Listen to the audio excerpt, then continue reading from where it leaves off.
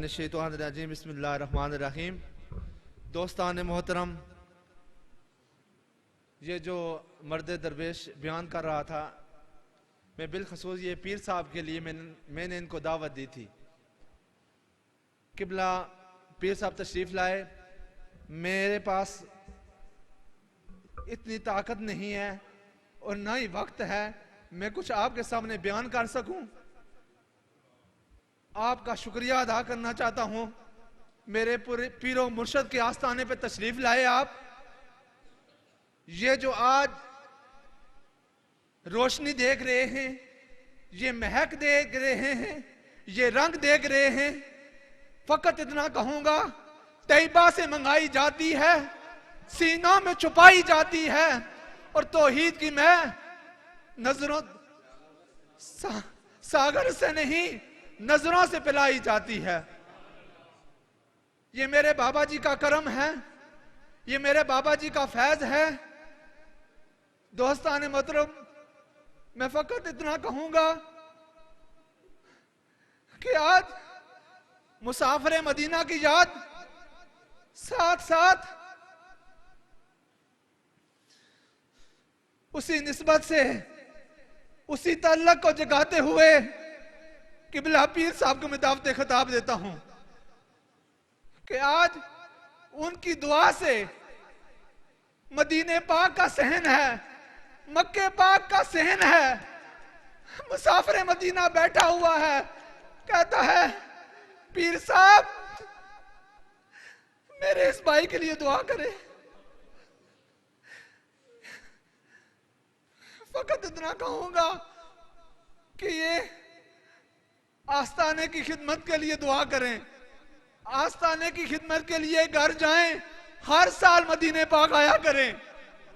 آج وہ دعا قبول ہوئی، دعا تو اسی وقت کی قبول ہوئی، الحمدللہ۔ آج ان کی دعا سے، مسافر مدینہ کی دعا سے آج ہی مدینہ پاک جا رہے ہیں، آج ہی وہ سفر کرنا ہے، اور صرف عمرہ ہی نہیں کرنا، زیارت مدینہ ہی نہیں کرنا، حج بھی کرنا ہے، مقبول حج بھی کرنا ہے۔ وہ کیسا حج؟ حضور نبی کریم صلی اللہ علیہ وسلم نے فرمایا، آپ نے یہ نہیں فرمایا کوئی پرہیزگار ہے، متقی ہے، نیکوکار ہے، بدکار ہے۔ آپ نے فرمایا جو صبح اٹھ کے خوش طبع سے اپنی والدہ کو خوش طبع سے زیارت کرے گا، اس کو مقبول حج کا ثواب ملے گا۔ آج میری والدہ بھی ساتھ جا رہی ہیں، دعا فرمائیں۔ میں تو یہی سوچ کر میرے پاس وہ الفاظ نہیں، نت ہاتھ لگدا نہیں، اے کرما دا ویلا خبر جانے پھر نال سباب دے کد ہوئے گا میلا۔ میں بلا تاخیر قبلہ پیر صاحب کو دعوت خطاب دیتا ہوں کہ اپنے کلام حسنہ سے میں مستفیض فرمائیں۔ نعرہ تکبیر، نعرہ رسالت، نعرہ رسالت، نعرہ حیدری۔ قبلہ پیر صاحب آستانہ علیہ چورا شریف۔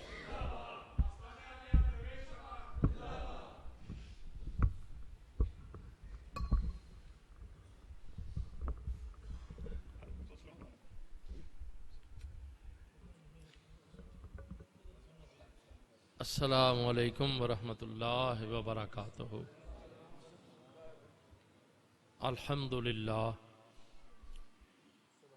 الحمدللہ وکفا والسلام علی عبادہ الذین اصطفی۔ اما بعد فاعوذ باللہ السمیع العلیم وسلطان القدیم من الشیطان اللعین الرجیم بسم اللہ الرحمن الرحیم۔ اللہ ولی الذین آمنوا یخرجہم من الظلمات الی النور۔ قال رسول اللہ من زار قبری واجبت لہ شفاعتی۔ فی مقام ثانی اولیائی تحت قبائی لا يعرفهم غيري. قال الله تبارك وتعالى في شان حق حبيبه مخبرا وآمرا إن الله وملائكته يصلون على النبي يا أيها الذين آمنوا صلوا عليه وسلموا تسليما.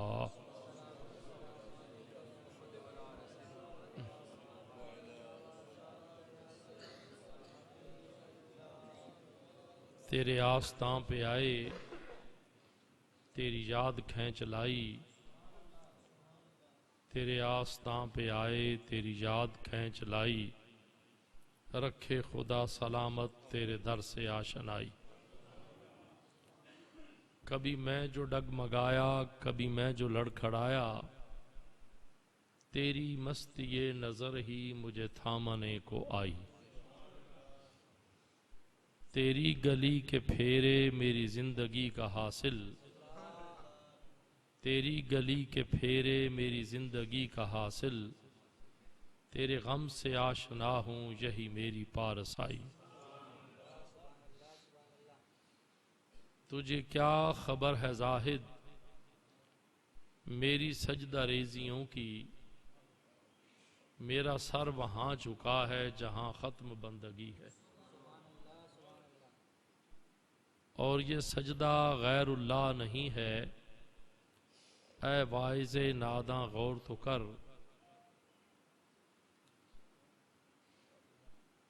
یہ سجدہ غیر اللہ نہیں ہے، اے واعظ ناداں غور تو کر.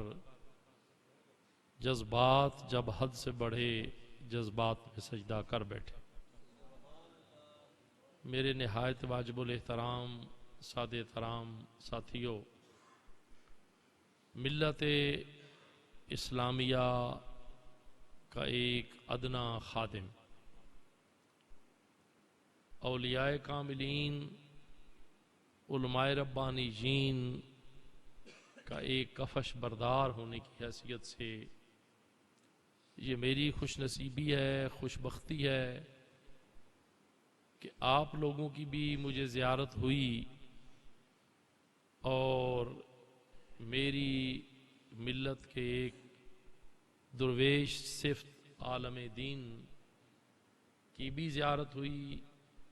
ان سے بہت کچھ سیکھا، ان کے مواعظ حسنہ سے سب لوگ مستفیض ہوئے. اللہ کریم ان کی زندگی میں برکت عطا فرمائے اور ہم لوگوں کو اللہ کریم اچھے عمل کی توفیق عطا فرمائے. کوئی پہلو ایسا نہیں چھوڑا جس کے اوپر مفتی صاحب نے بات نہ کی ہو. سب سے پہلا سبق جو دیا وہ یہ دیا کہ تواضع کند ہوش مند گزیں، نہاد شاخ پر میوہ سر بر زمیں. اس کا ترجمہ یہ بنتا ہے کہ راتیں زاری کر کر رون، نیر اکھاں تھی تو دے، فجرے اٹھ کے اوگن ہار کہامن سب تھی نیویں ہوندے. جن ڈالیوں کو میٹھے پھل لگتے ہیں وہ جھکی ہوتی ہیں. کافی عمر ہے میری، الحمدللہ میں نے بڑے بڑے علماء کی زیارت کی ہے، نالین سیدھے کیے ہیں، فقراء کی، اولیاء کاملین کی زیارت کی ہے، مکہ مکرمہ میں بھی زیارت کی ہے، مدینہ طیبہ میں بھی زیارت کی ہے. اور یہ صفت صرف ایک فقر کے حصے میں ہے جس کو بار بار آقا نعمت نے حکماً یہ فرمایا کہ تکبر نہ کرنا، غرور نہ کرنا، اور زمین پہ ایسے چلنا کہ زمین کا سینہ بھی تکلیف زدہ نہ ہو کہ میرے اوپر کوئی چل رہا ہے. اکڑ کے نہ چلنا. ہاں جب نبی حکم دے دے تو پھر اکڑ کے چلنا پڑے گا. اور وہ حکم بھی عام جگہ پہ نہیں ہے. مدینہ پاک سے چل کے یہ قافلہ محبت، قافلہ عشاق حالت احرام میں مکہ المکرمہ پہنچتے ہیں تو ظاہر ہے کہ 2 چادریں ہیں، ایک کمر کے ساتھ ہے، ایک اوپر کی ہوئی ہے. دہنا کندھا جو ہے وہ ننگا ہے، ننگا کیا ہوا ہے. تو جہاں پہ پھول ہوتے ہیں وہاں پہ کانٹے ہوتے ہیں. جتنی مشکلات اور جتنی مخالفت تاریخ میں اول سے لے کے آج تک آقا کریم کی ہوئی اتنی کسی کی بھی نہیں ہوئی. وہ وقت جب ہر بندہ دشمن تھا، بلکہ یہ کہیں کہ گلیوں کے جو تنکے اور پتھر تھے وہ بھی دشمن تھے. تو جب دیکھا مخالفین نے تو یہ کہا کہ اوہو یہ غریب تو کمزور ہو گئے، اب رب حکم دیتا ہے میری زمین پہ اکڑ کے نہ چلو، عاجز بن کے چلو. تو انہوں نے طنز کی کہ جی اگر مکہ میں ہوتے تو پیٹ بھر کے ان کو کھانے کو ملتا، فربا ہوتے، موٹے تازے ہوتے. سید دو عالم کی سماعت تک جب یہ بات پہنچی تو سرکار نے فرمایا اب ذرا آکڑ کے چلو، تھوڑے سے پلوانوں کی طرح چلو. زمین ہو حرم کی، اور مصطفیٰ کریم نے فرمایا تو ان کے اندر ایک عجیب پاور آ گئی. ایسی پاور آئی کہ دیکھنے والے پریشان ہو گئے. جب ان کے سر جھک گئے تو سرکار نے فرمایا کہ اب اپنی اصلی حالت پہ آ جاؤ. قیامت کی صبح تک جانے والا حاجی ذرا یہ 3 چکر جو ہیں یہ ذرا اکڑ کے لگائے گا، پلوانوں کی طرح لگائے گا، مگر جب تیسرا چکر پورا ہو جائے گا تو گردنیں جھک جائیں گی. اب ایک شان فقر کی جب میں داخل ہوا ہوں تو میرے کان میں آواز پڑ رہی تھی، اللہ کا نبی یہ صفت ہے جو علماء نے بیان کی، خاصا بیان کیا کہ بغیر کسی ڈر کے ما سوا اللہ، بغیر کسی خوف کے اپنی نبوت کا اعلان کرے، جس میں صف اول میں کوئی ماننے والا نہیں. تو جبل ابو قبیس کی چوٹی پہ کھڑے ہو کے سرکار نے اعلان کیا کہ مجھے جانتے ہو. علماء کی زبان مبارک سے یہ سنا ہے کہ یہ نہیں کہا کہ مجھے مانتے ہو، مجھے جانتے ہو. آج کسی نے کہا ہے کبھی یہ منبر پر بیٹھ کے کہ مجھے جانتے ہو؟ نہیں، کوئی ضرورت ہی نہیں ہے. مگر پہلی بات کہ مجھے جانتے ہو، جی جانتے ہیں.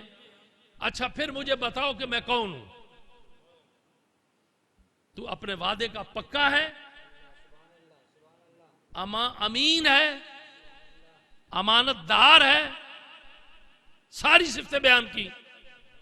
تو آپ نے فرمایا اگر میں یہ کہہ دوں کہ اس پہاڑی کے پیچھے ایک قافلہ آ رہا ہے، فلاں وقت میں پہنچے گا، کیا خیال ہے آپ کا؟ کہا جی بالکل مان جائیں گے. تو اس مخالفت میں سرکار نے فرمایا انی رسول اللہ علیکم جمیعہ، میں پوری کائنات کا رسول ہوں. اب ایک درویش کی صفت کیا ہے کہ رات کو تو وہ دربار الہی میں ہوتا ہے، بارگاہ مصطفی میں ہوتا ہے.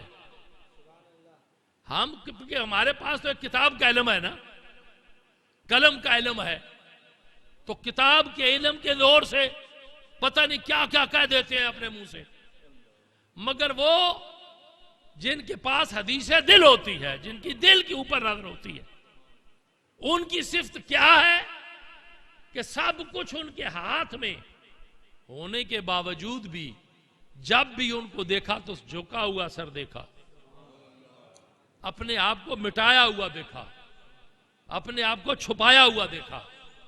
نبی کریم آقا کریم کی بارگاہ میں تو وہ لوگ بھی تھے جو اپنے دلوں کو کنٹرول کرتے تھے.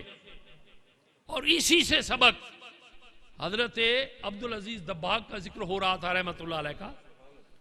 تو ایک لفظ کہ جب عالم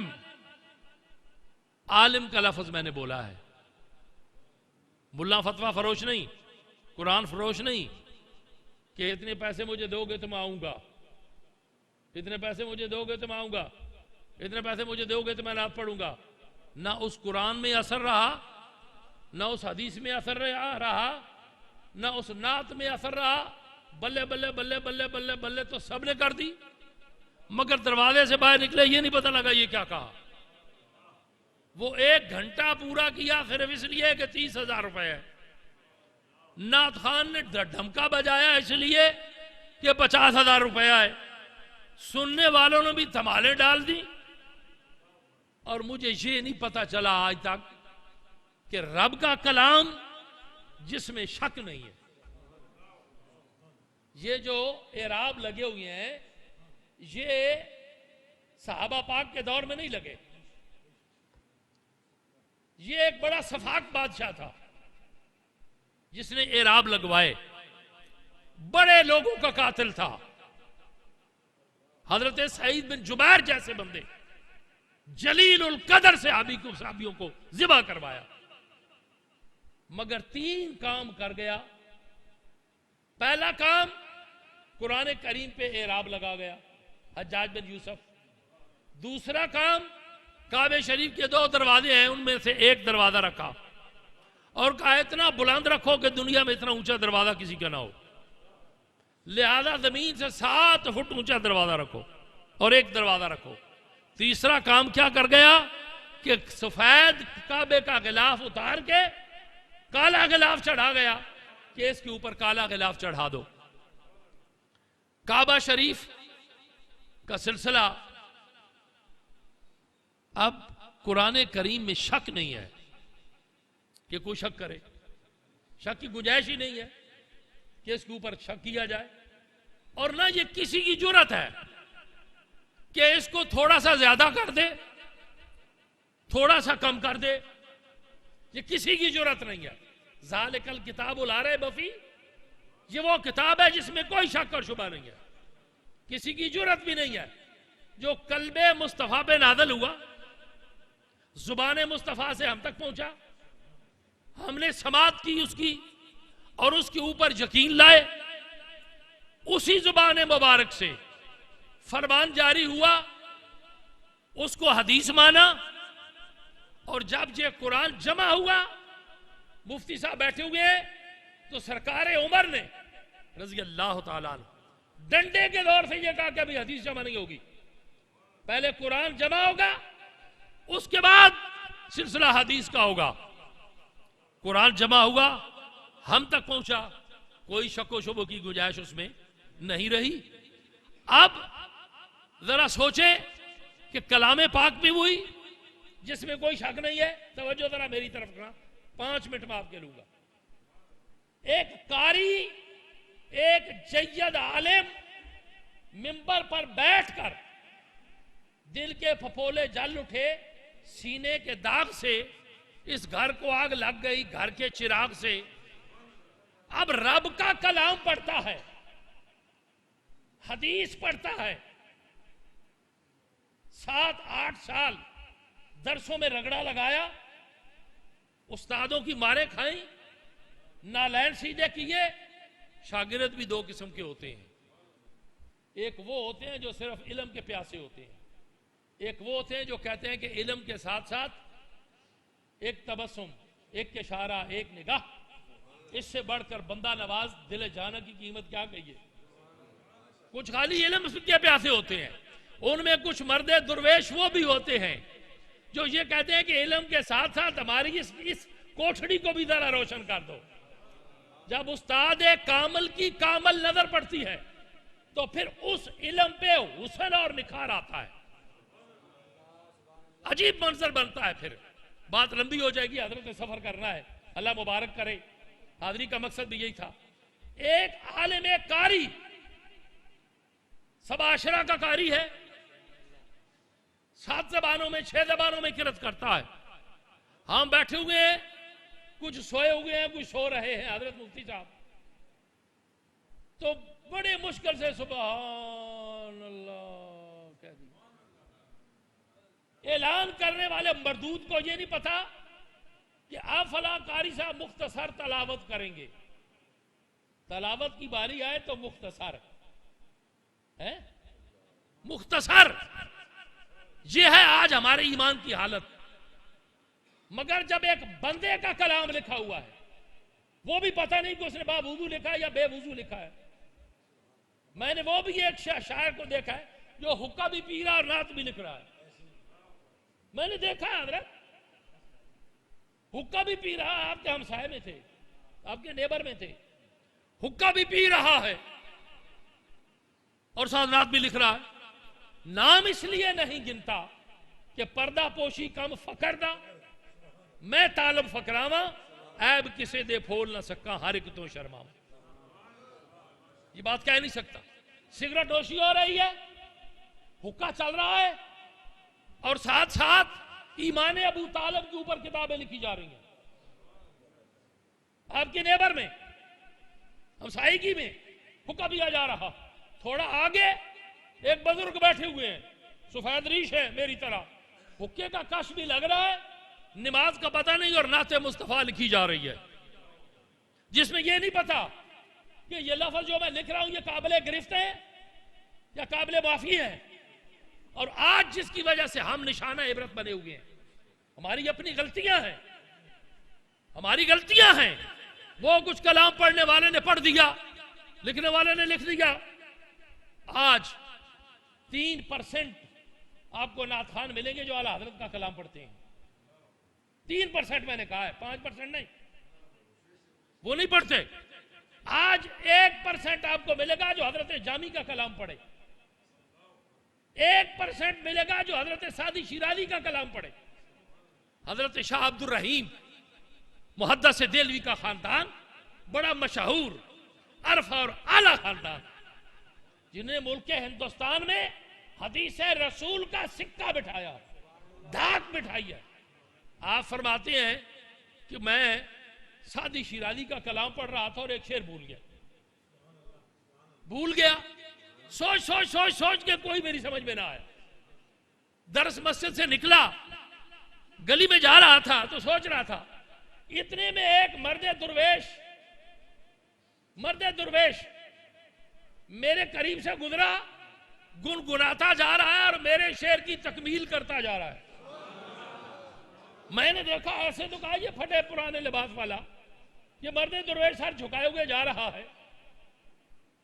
شور دریا سے یہ کہتا ہے سمندر کا سکوت، جتنا جس کا ظرف ہے اتنا ہی وہ خاموش ہے۔ اب سر جھکائے ہوئے جا رہا ہے، میں نے آگے ہو کے اسے پکڑا کہ بتا تو صحیح تو کون ہے۔ اس نے پیچھے مڑ کے دیکھا، کہا بابا مجھے سعدی شیرازی کہتے ہیں، سعدی شیرازی کہتے ہیں۔ اب 1% بھی نظر نہیں آئے گا جو سعدی شیرازی کا کلام پڑھے، 1% بھی نظر نہیں آئے گا جو حضرت جامی کا کلام پڑھے، مثنوی مولانا روم کی پڑھے، یا اعلیٰ حضرت کا کلام پڑھے۔ اب جو للو پنجو ہے وہ پڑھا ہو لکھا ہوا کلام، اب کیا ہو گیا؟ شروع ہو گیا سلسلہ، دم دم شروع ہو گئی، نعت شروع ہو گئی، اور اس میں کوئی عالم نہیں ہے جو تشریح کرے۔ علماء کو پیچھے ہٹا دیا گیا، سوچے سمجھے منصوبے کے مطابق قوم کو ڈگڈگی کے اوپر لگا دیا کہ ڈگڈگی بجے گی تو سارا کام چلے گا۔ اب کیا ہوگا؟ نوٹوں کی بارش ہو رہی ہے، ہو رہی یا نہیں ہو رہی؟ بولو۔ 30,000 منہ سے مانگا تھا، 30,000 40,000 50,000، وہ غریب آدمی تنا نہیں سن سکنا۔ دسو کوئی تساں جا امیر آدمی کو محفل نعت کرائے تو حضرت کو سارے جا غریب کو سنی گنا ہے؟ تو باقی تو حال کوئی نہیں آسا اس محفلات کرا لکھ 2 لکھ کتوانا فقیر لوگ اپنی گودڑیاں گزارا کرنے پائے. مگر سادی شیرازی نے بڑے کمال کی بات کی. سادی شیرازی فرماتے ہیں کہ ایک گودڑی میں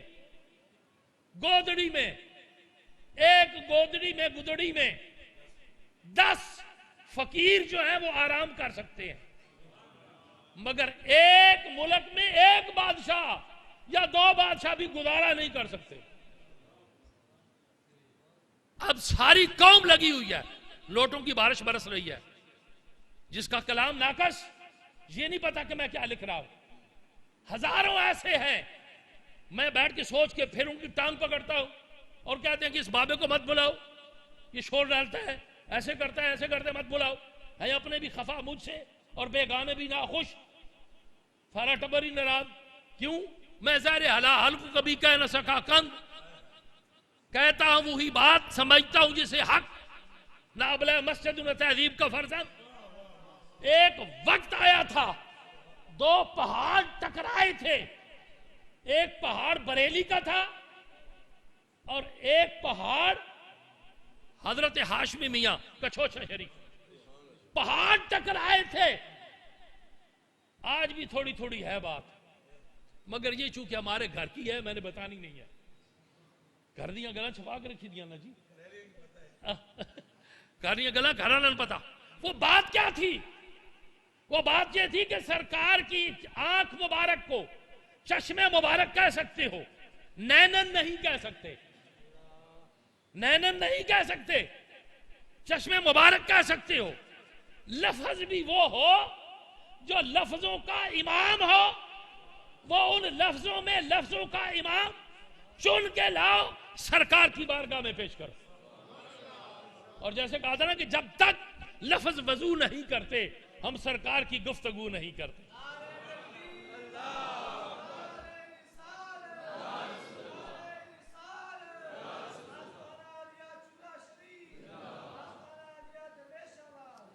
وہ لفظ جو سرکار کی شایان شان ہے، ابھی کیا سن رہے تھے، جو سرکار کی شایان شان ہے. اب کیا اس شان کا کوئی مقیاس کیا جا سکتا ہے؟ بندے کی جہاں تک حد ہے، اس کے علم کی حد ہے، عقل کی حد ہے، مگر ایک چیز ایسی بھی ہے جس کی حد ہی کوئی نہیں ہے. ایک ایسی بھی ہے جس کی حد ہی کوئی نہیں ہے. عقل ہے، علم ہے، اس کی حد ہے، اور اس کی حد کیا ہے؟ حیرت. میں تو پڑھا ہوا نہیں ہوں، علماء کے جرنالین سیدھے کرنے والا، اور اللہ کرے یہ توفیق مجھے قیامت تک رہے. حیرت ہے. مگر تیرے عشق کی انتہا چاہتا ہوں، میری سادگی دیکھ کیا چاہتا ہوں. اب ذرا میری سادگی دیکھ میں کیا چاہتا ہوں، جس کی حد ہے ہی نہیں، میں اس کی حد چاہ رہا ہوں. وہ لفظ جو سرکار کے شایان شان ہے، اور وہ جو لوگ بارگاہ مصطفیٰ میں بیٹھے ہوئے تھے وہ عام لوگ نہیں تھے، وہ خاص سے بھی آگے تھے، خاص الخاص سے بھی آگے تھے، اکثر خواص میں تھے.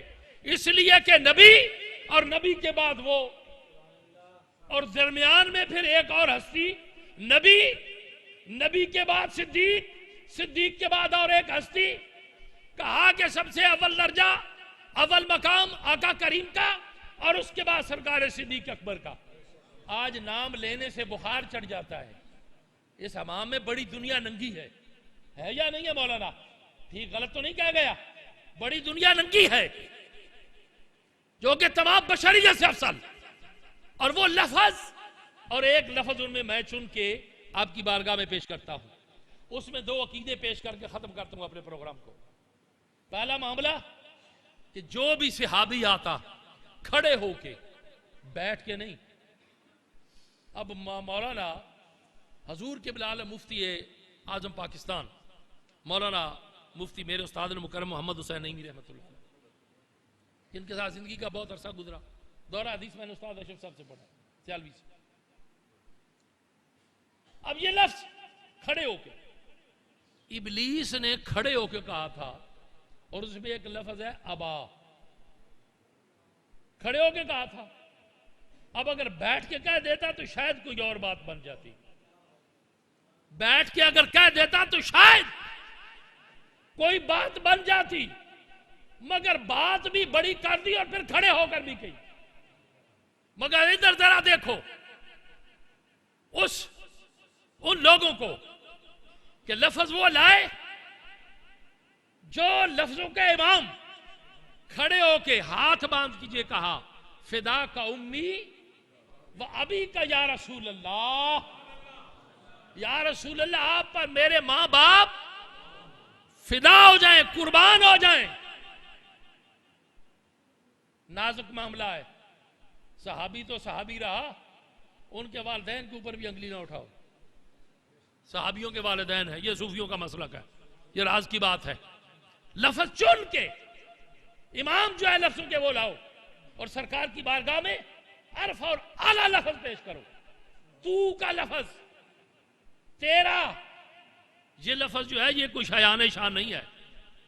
یہ کہہ دیا کہ یار تو ٹانگے والے کو بھی کہہ دیتے ہیں، شایان شان نہیں ہے۔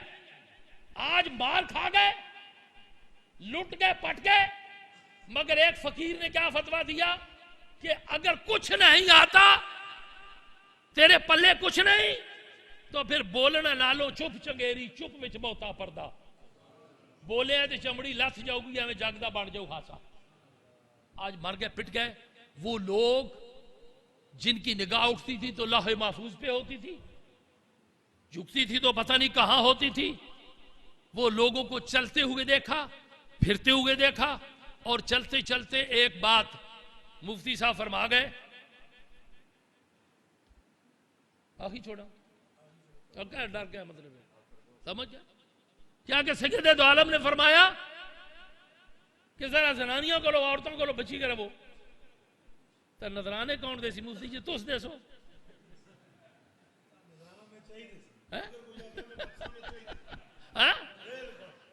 سوچنا نہیں گل ہے اساں کی تے بیوی نظرانے دیڑیاں بادشاہ بندے ہو تس کیا کری گئے ہو۔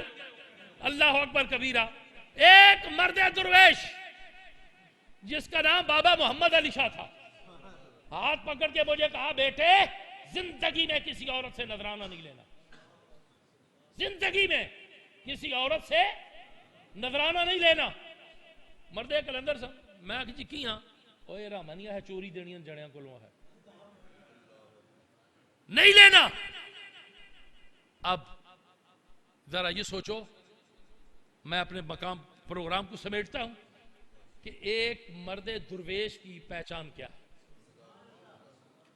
نبی کی بارگاہ میں جو گیا، جس حالت میں گیا، کوئی ضروری نہیں ہے کہ وہ غسل کر کے گیا، سینکڑوں واقعات ملتے ہیں۔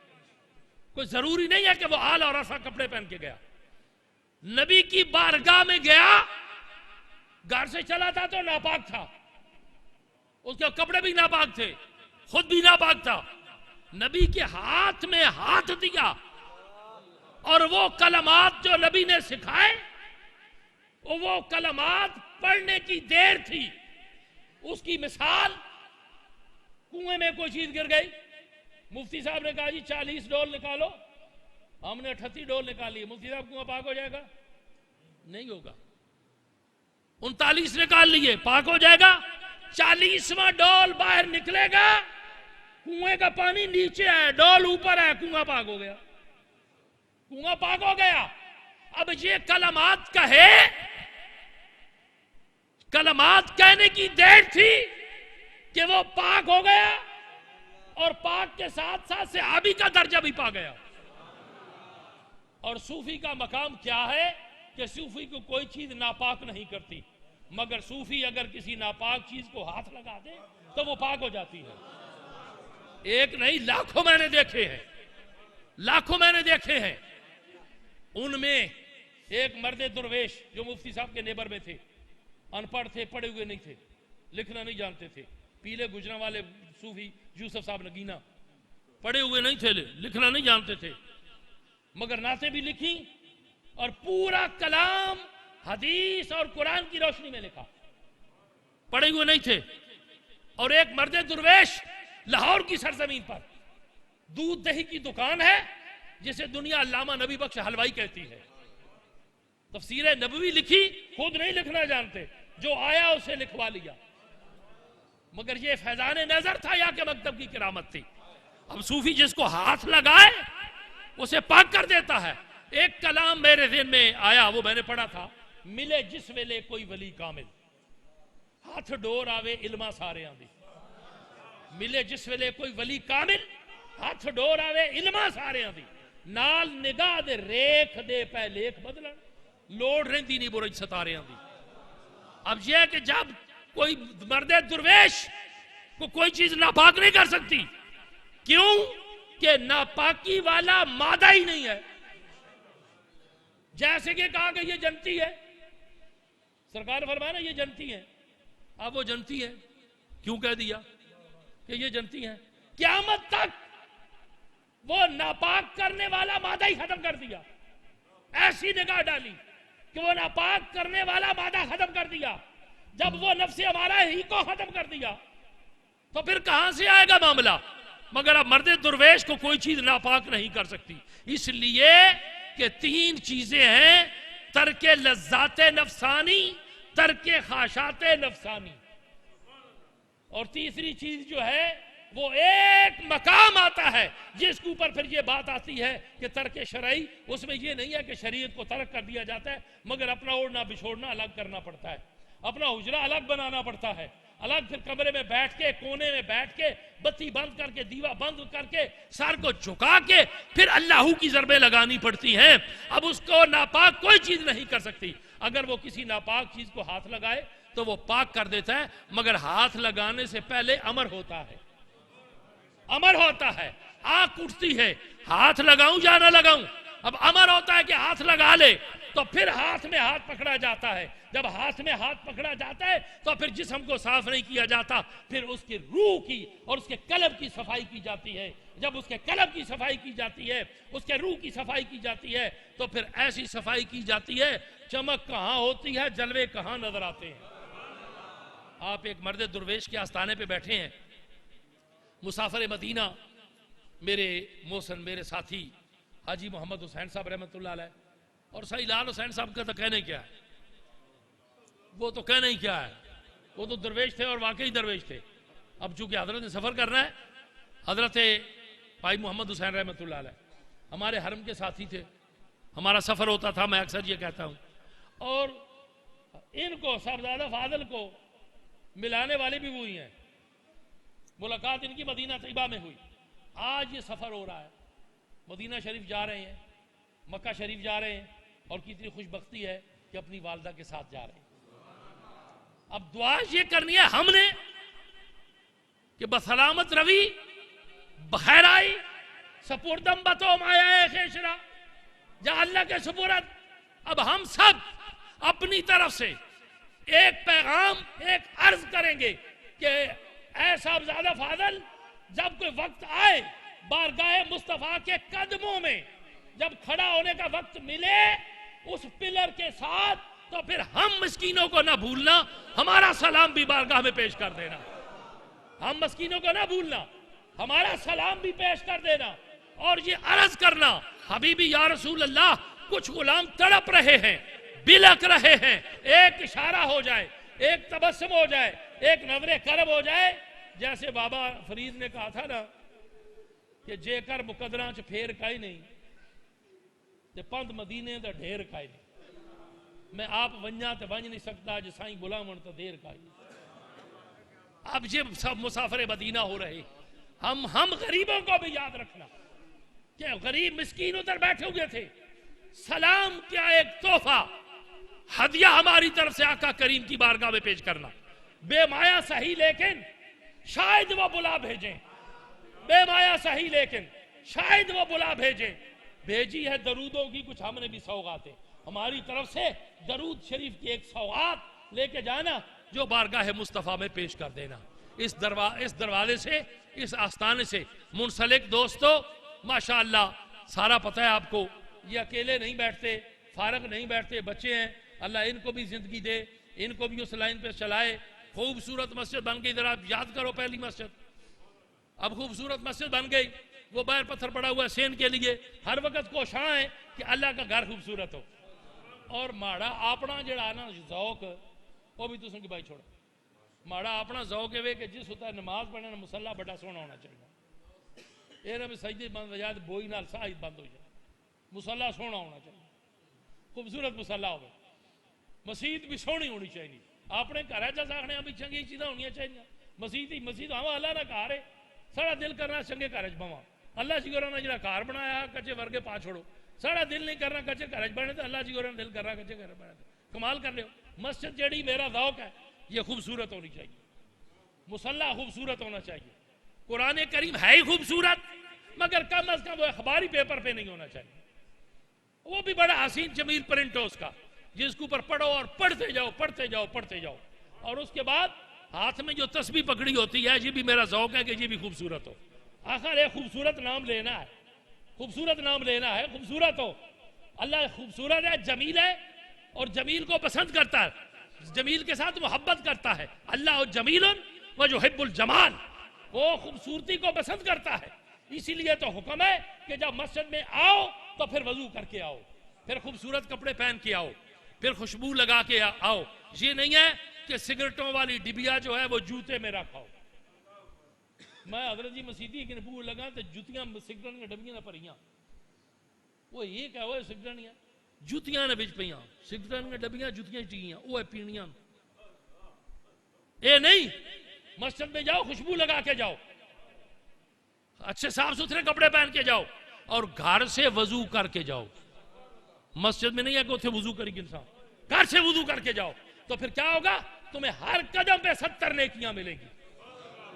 ہر قدم پہ تمہاری 70 خطائیں معاف ہو جائیں گی مسجد میں جاؤ مسجد کا حق ادا کرو نفل پڑھو اتنی خوبصورت مسجد جسے دیکھ کے طبیعت خوش ہو گئی مدینہ طیبہ کی یاد تازہ ہو گئی اللہ تعالیٰ اس گلستان کو سلامت رکھے اس بوستان کو سلامت رکھے اور اس گلستان کی آبیاری کرنے والوں کو بھی سلامت رکھے اللہ کریم اس آستانے کی رونق کے سلامت رکھے میرے لیے سب جہاں سلامت اگر یہ ہے آستان سلامت اگر اللہ اس آستانے کو سلامت رکھے خیر سے جائیں خیر سے واپس آئیں جیسے ان کو رخصت کر رہے ہیں ایسے ہی کل ان کو وصول بھی کریں اور ان کی زیارت بھی کریں اللہ تعالیٰ محبوب کے صدقے میں مجھ مسکین کی حاضری نااہل اور نکمے کی حاضری جو ہے وہ اپنی بارگاہ میں قبول فرمائے انداز بیاں گرچہ بہت شوق نہیں ہے ممکن اتر جائے تیرے دل میں میری بات وآخر الدعوانا ان الحمدللہ رب العالمین دعا ہوگی ختم مختصر دعا ہوگی ہم نے اپنے اپنے جوتے لینے گھر چلے جانا ہے آج میں نے کم از کم لنگر نہیں کھانا ٹائم دینا حضرت کو کہ یہ اپنی تیاری کرے تو لنگر ضرور کھائے اللہ ٹھنگا مشتی نہ کرے لنگر ضرور کھائے مگر میں کم از کم اجازت لے لوں گا میں ہور مقام تے بھی کدھر نہ کدھر کوئی تھوڑا بہت سلسلہ ہے اللہ تعالیٰ مفتی صاحب نے بھی برکت عطا فرمائے دیکھ کے طبیعت خوش ہو گئی ہے ملما سازی نہیں کر رہا مطلب کو ملما سازی میری ضرورت کیا پئی مثلا ملما سازی کرنے کو بھوکا ننگا تھوڑا میں اللہ نے دیتا بہت کچھ ہے صاحب نصاب مگر کہتا ہوں وہی بات سمجھتا ہوں جسے حق اللہ تعالیٰ انہوں نے زندگی دے اور اے جڑا خوبصورت عمل انہاں کول ہے اللہ تعالیٰ ہور دے اضافہ کرے ہور اللہ تعالیٰ دے اضافہ کرے اللہ تعالیٰ اس دربار نو سلامت رکھے کدھر گئے اپنے قاری صاحب